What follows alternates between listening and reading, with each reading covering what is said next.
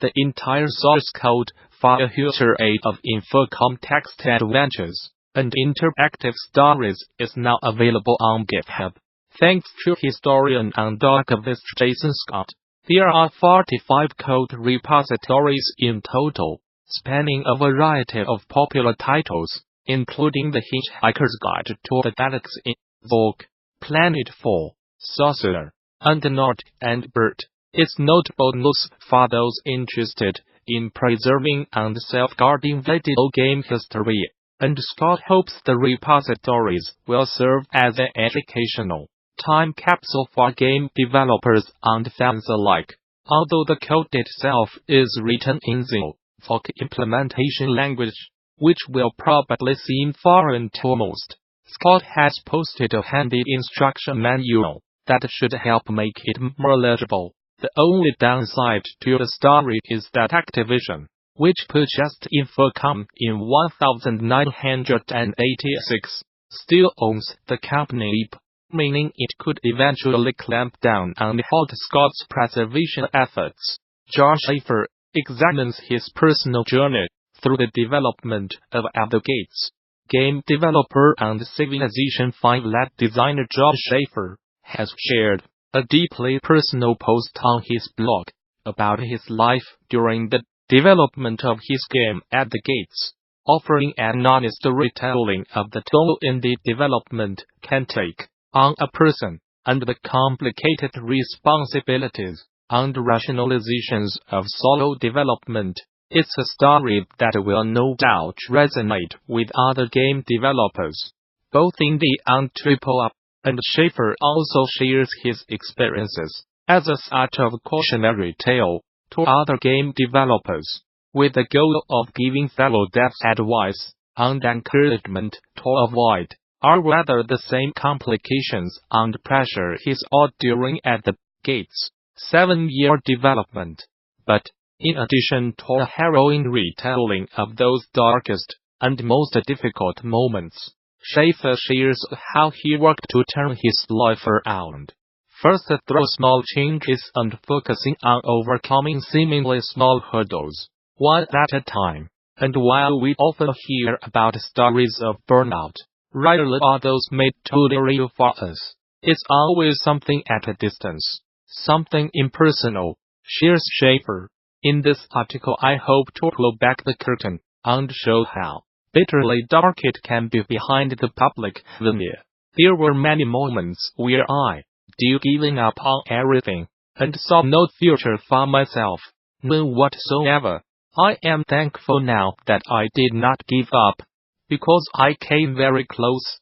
The Gamasutra Job board is the most diverse, active and established board of its kind for the video game industry. Here is just one of the many positions being advertised right now. Location: Raleigh, North Carolina. Imangi Studios is looking for a talented individual to fill multiple open game artist positions. Environment: Character, 3D generalist. DCONCEPT. This position will be responsible for developing visual assets for the temporary brand. Depending on your specialization, you will sell conceptualize and create environments, characters, concepts, animations, and RVFX for Imangi Studios mobile games. The ideal candidate will have a strong portfolio and experience in the mobile game space. Duties: Qualifications: Interested? Apply now. Whether you are just starting out, looking for something new, or just seeing what's out there, the Gamasutra Job board is the place where game developers move ahead in their careers. Gamasutra's job board is the most diverse, most active, and most established board of its kind in the video game industry, serving companies of all sizes, from indie to AAA. Looking for a new job? Get started here. Are you a recruiter looking for talent? Post jobs here. In our sprint meeting this past week, the question of paying streamers to play our game on Twitch and YouTube came up. It led to a longer discussion, and brought up some important questions that I do like to bring up here, and without trying to reach a conclusion, make people aware of the things we have to consider for the future. The conversation centered around the idea that we want some streamers to play our new update to our game Ultimate Chicken Healthy a few days before the release, so that we can build some hype around the launch of the new content. How should we approach the streamers? Do we pay them directly? Do we go through something like that Witch Bounty? Do we simply offer them the exclusive early content and hope they play it without compensation? There is not necessarily a clear answer for this question, so I will try to formulate some thoughts here. The first thing to look at is the relationship between all of the parties. The ones involved here are. So here's what I think the current situation looks like. And the green arrow with the is what my team discussed in our meeting. If you look at the relationship between any two groups mentioned here, it should make sense. For example, PLATFO Aramasud receive money from advertisers, and advertisers get visibility in exchange. Advertisers also pay streamers directly and get visibility directly through them. The cash comes back to them from viewers of the content which, being COMEADCONSUMERSWHENA by the products being advertised to them. The relationship between the streamer and the developer is the more complicated one here. The developer creates games that the streamer can use to create content for their viewers, and content for the platforms to show to their viewers. In return, the game developers get visibility from the streamers because of their viewers. The question we were discussing seems to be whether or not the creation of the game is enough to justify the visibility being given to the developer, or if there should be money involved that comes from the developer, and not only from the advertisers, either directly or through the platform. So if we look only at the money flow, it gets injected into the system by people who are engaging with the system, presumably funded by their jobs. The cash comes to the developers when the viewers are convinced to buy the game and become customers. The cash goes to the advertisers when people become ad consumers. The cycle can continue because the developers, streamers, platforms, and advertisers are making money and the gamers and viewers are happily spending it. I will not claim to know what is best for this system, or how we should go about ensuring that everyone is happy and well paid.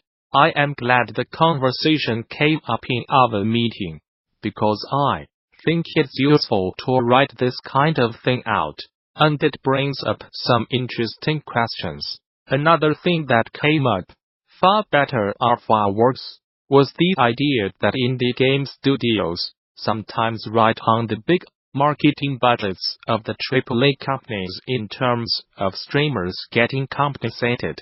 If a streamer makes $30K for playing a new Ubisoft game, they will not bother asking a small indie $200 for the same amount of time in their game, for many reasons. If the decision is that developers should pay streamers for the visibility they provide, is it fair to ride on the back of these huge studios? I realize that this pose is asking a lot more questions than it's answering, but that's kind of the point. We do not know what the future of this relationship will look like just yet, but it's going to be us, developers, alongside streamers, who will need to figure it out. We all want what's best for all parties, and we want to be fair to all parties above all else. What do you think about this? The post is also up on my blog, but feel free to comment here. Thanks for reading. 3.